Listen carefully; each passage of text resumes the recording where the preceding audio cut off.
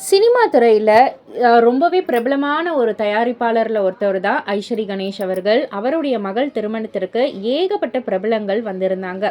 அதுல நம்ம ரவி மோகன் அவர்களும் வந்திருந்தாரு. அவருடைய தோழியோட வந்திருந்தாங்க. ஸோ 2 பேருமே வந்து ஒரு மேட்சிங் ட்ரெஸ் வேற போட்டிருந்தாங்க. கோல்டு சில்க் மாரி போட்டிருந்தாங்க. ஸோ எல்லாருமே வந்துட்டு, "என்ன உங்க தோழியோட வரீங்க, ஓகே. எந்த ரிலேஷன்ஷிப்பும் உங்களுக்குள்ள இல்லன்றீங்க. பட் ஆனா இப்படி மேட்சிங் ட்ரெஸ்லலாம் வரீங்களே!" அப்படின்ற மாதிரி தான். அதுவும் ஒண்ணா வந்திருக்காங்க, ஒண்ணா போயிருக்காங்க. ஸோ அதெல்லாம் வந்து பார்த்துட்டு ஒரு சில பேர் வந்து ஒரு சில விதமா பேச தான் செஞ்சாங்க. இது சம்மந்தமாக ரவி மோகனுடைய மனைவி ஆர்த்தி அவர்கள் வந்து அவங்களுடைய சோஷியல் மீடியா பக்கத்துல ஒரு பதிவு மாதிரி வந்து குடுத்துருக்காங்க. அதுல வந்து அவங்க என்ன சொல்லியிருக்காங்கன்னா, "1 வருடமா மௌனத்தை கவசம் போல தான் சுமந்துட்டுருக்கேன். நான் பலவீனமாக இருந்ததால இல்ல. ஆனா நான் கேட்க வேண்டியத விட என் மகன்களுக்கு அமைதி தேவ. ஒவ்வொரு குற்றச்சாட்டையும், ஒவ்வொரு கொடூரமான கிசுகிசுவையும் நான் உள்வாங்கியிருக்கேன். நான் ஒண்ணும் சொல்லல, என்னிடம் உண்மை இல்லாததால அப்படின்னு கிடையாது. ஆனா, பெற்றோருக்கு இடையே தேர்ந்தெடுக்கும் சுமையை என் பிள்ளைகள் சுமக்க விரும்பவில்லை அப்படின்றதால தான். இன்னைக்கு உலகம் கவனமாக தொகுக்கப்பட்ட தோற்றங்களையும், புகைப்பட தலைப்புகளையும் பார்க்கும்போது, நமது உண்மை மிகவும் வித்தியாசமானதா தான் வந்து இருக்கு. என் விவாகரத்து இன்னும் நடந்து கொண்டு தான் இருக்கு. அதனால தயவு செஞ்சு என்னை வந்து எல்லாருமே எக்ஸ் ஒய்ஃப் அப்படின்னு வந்து சொல்லாதீங்க. நான் இன்னமும் ரவி மோகனுடைய ஒய்ஃப் தான் அப்படின்ற மாதிரி தான் வந்து சொல்லியிருக்காங்க. இந்த 18 வருடங்களா அன்பிலையும், விசுவாசத்திலையும், நம்பிக்கையிலையும் நின்று கொண்டிருந்த அந்த மனிதர் என்னிடமிருந்து விலகிலாம் போல. ஆனா, அவர் ஒரு முறை கௌரவிப்பதாக உறுதியளித்த பொறுப்புகளிலிருந்தும் விலகி போயிருக்காரு.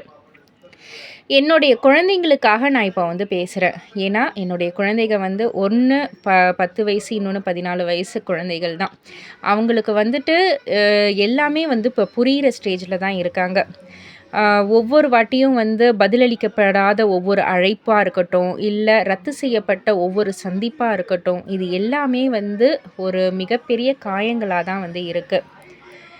அது மட்டும் இல்ல, நான் இன்னைக்கு பேசுறது மனைவியா இல்ல, ஒரு பெண் அநீதி இழைத்து போலவும் கிடையாது. குழந்தைகளின் நல்வாழ்வை மட்டுமே மையமா கொண்டு ஒரு தாயா நான் இன்னைக்கு வந்து நான் பேசுறேன். நான் இப்போ பேசல, இப்போ நான் எழுந்திரிச்சு நின்னு பேசல அப்படின்னா, என்னைக்குமே நான் வந்து தோல்வி அடைஞ்சிருவேன். அதுக்காக தான் நான் இப்போ வந்து பேசுறேன். நீங்க தங்கப்பட்டு அணிந்து செல்லலாம் அப்படின்ற அந்த ஒரு வார்த்தையிலேயே தெரியுது, ரவி மோகன் அவர்கள் இப்போ இந்த ஃபங்ஷனுக்கு போனத பத்தி தான் வந்து அவங்க சொல்லியிருக்காங்க. உங்களுடைய பொது வாழ்க்கையில நீங்க பாத்திரங்கள வந்து மாற்றலாம். ஆனா, உண்மைய மாற்றி எழுத முடியாது. தந்தை அப்படின்றது வெறும் பட்டப்பெயர் கிடையாது. அது வந்து ஒரு பொறுப்பு. அப்படின்ற மாரியும் சொல்லியிருப்பாங்க. எனது இன்ஸ்டாகிராம் பெயர்ல ஆர்வமுள்ள மனதுக்கும், சுயமாக நியமிக்கப்பட்ட நலம் விரும்பிகளுக்கும், நானும் சட்டமும் வேறு விதமாக முடிவு செய்யும் வரை ஆர்த்தி ரவியாகவே இருப்பேன். அப்படின்ற மாதிரியும் வந்து சொல்லியிருக்காங்க. திரும்பவும் அத வந்து பதிவு பண்ணியிருக்காங்க. இது வந்து பழிவாங்கல் கிடையாது. காட்சி கிடையாது. இது ஒரு தாய் நெருப்புல அடியெடுத்து வைப்பது அப்படின்ற மாதிரியும் வந்து சொல்லியிருக்காங்க.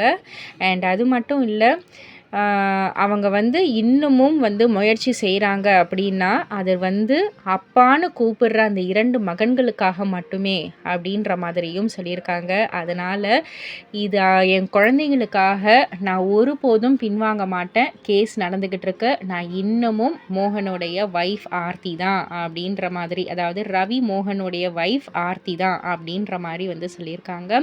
ஸோ இதை பற்றி நீங்கள் என்ன நினைக்கிறீங்க? உங்களுடைய கருத்து என்ன அப்படின்றத கீழே உள்ள கமெண்ட் பாக்ஸில் குறிப்பிட்டு சொல்லுங்கள்.